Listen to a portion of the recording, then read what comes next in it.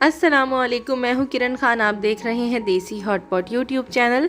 आज आप लोगों के साथ भिंडी गोश्त की बहुत ही मज़ेदार सी रेसिपी शेयर कर रही हूँ।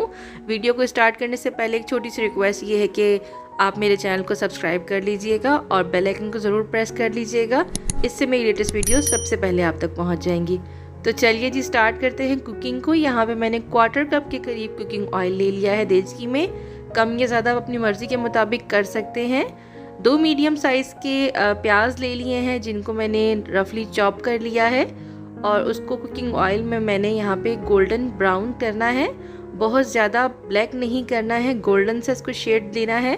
आप देख लें कि इस तरह का इसका शेड आ जाना चाहिए। अब यहाँ पे मेरे पास है ये तकरीबन आधा किलो के करीब गोश्त। ये गोश्त जो है ये मैं इसमें डाल रही हूँ और इसमें डालने के बाद इसको मैं बहुत अच्छे तरीके से फ्राई करूँगी अनियंस के साथ। और गोश्त को फ्राई करने से इससे क्या होगा कि जो गोश्त की हीक होती है वो ख़त्म हो जाएगी और बहुत ही मज़ेदार सा फ्लेवर आपके सालन में आएगा। इसको ज़रूर ट्राई कीजिएगा, ये एक यूनिक वे है कुकिंग का। अच्छा जी, अब मैंने इसमें डाल दिए हैं 2 खाने के चम्मच अदरक लहसुन का पेस्ट डाल दिया है और अगेन मैं 2 मिनट के लिए इसको अच्छे से फ्राई करूँगी। अब इससे क्या होगा कि अदरक लहसुन और प्याज इसमें जो फ्लेवर है वो गोश्त के अंदर रच बस जाएगा। साथ में ही मैंने इसमें डाल दिया है 1 खाने का चम्मच गरम मसाला पाउडर। ये मेरा होममेड गरम मसाला है, इसकी रेसिपी मैं आई कार्ड में दे दूँगी, आप लोग देख लीजिएगा। अच्छा जी, अब इसको फ्राई करने के बाद इसमें मैं डाल रही हूँ तकरीबन 2 से 3 कप के करीब पानी। डिपेंड करता है कि आपका गोश्त कितने पानी में गल रहा है। तो इसमें पानी डालने के बाद इसको मिक्स किया है और इसमें मैंने आधा खाने का चम्मच हल्दी डाल दी है। 1 चाय का चम्मच इसमें मैंने डाल दिया है लाल मिर्च का पाउडर। 1 चाय का चम्मच इसमें मैं डाल रही हूँ धनिया पाउडर और 2 मीडियम साइज़ के जो टमाटर हैं वो मैंने रफली चॉप करके इसमें डाल दिए हैं। इनको अच्छे से मिक्स कर लीजिए और साथ साथ में ही हल्का हल्का सा उबाल जो है वो पानी में आना शुरू हो चुका है। और अब एंड में मैं इसमें डालूँगी नमक और नमक को मिक्स करने के बाद अब यहाँ पे मैं इसको ढक के रख दूँगी। तकरीबन हल्की आंच पे हमने इसको 20 मिनट तक गलाना है, इतना कि आपका जो गोश्त है वो गल जाए। अच्छा जी, अब आते हैं भिंडी की तरफ कि भिंडियाँ हमें किस तरह की डालनी है। तो देखिए जी, मैंने ऊपर से टिप काटे हैं कि भिंडी खुले ना, और इसके जो ये किनारे हैं इनको इस तरह से आपने कट कर लेना है और नीचे से जो इनकी छोटी सी नोक होती है इसको कट कर लेना है। और भिंडी गोश्त के लिए हमेशा छोटी भिंडी चाहिए होती है जो कि 2-2 इंच की हो।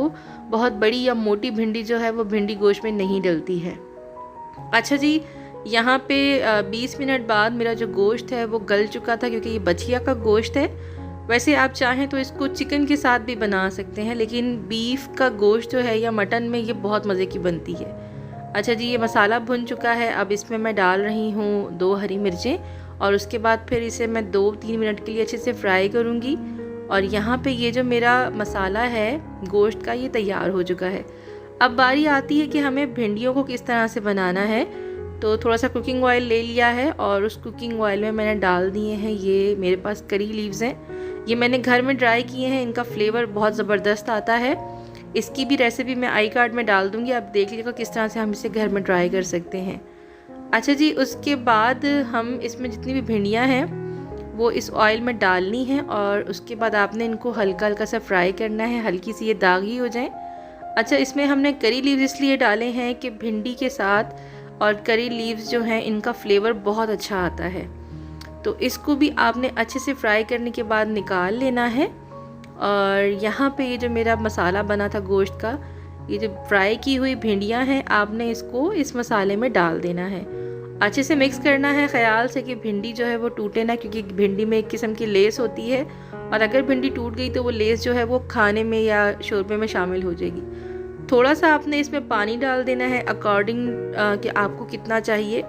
साथ में ही थोड़ा सा धनिया डाल दिया है मैंने इसमें और आखिर में मैं इसमें थोड़ा सा गरम मसाला पाउडर डाल रही हूँ। कम या ज़्यादा आप अपने टेस्ट के मुताबिक कर सकते हैं। अच्छा जी, अब ये डालने के बाद इसको अच्छे से मिक्स कर लेना है और यहाँ पे आपने 2 मिनट के लिए इसको बिल्कुल हल्की आंच पे पकाना है क्योंकि गोश्त हमारा ऑलरेडी गला हुआ था। बस यहाँ पे अब हमें भिंडियों को इसके साथ यकजान करना था।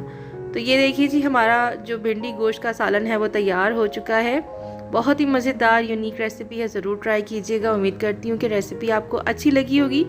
अच्छी लगी तो चैनल को सब्सक्राइब कर दीजिएगा, वीडियो को लाइक एंड शेयर कर दीजिएगा। अपना बहुत ख्याल रखिएगा। फिर मिलूँगी। अल्लाह हाफिज़।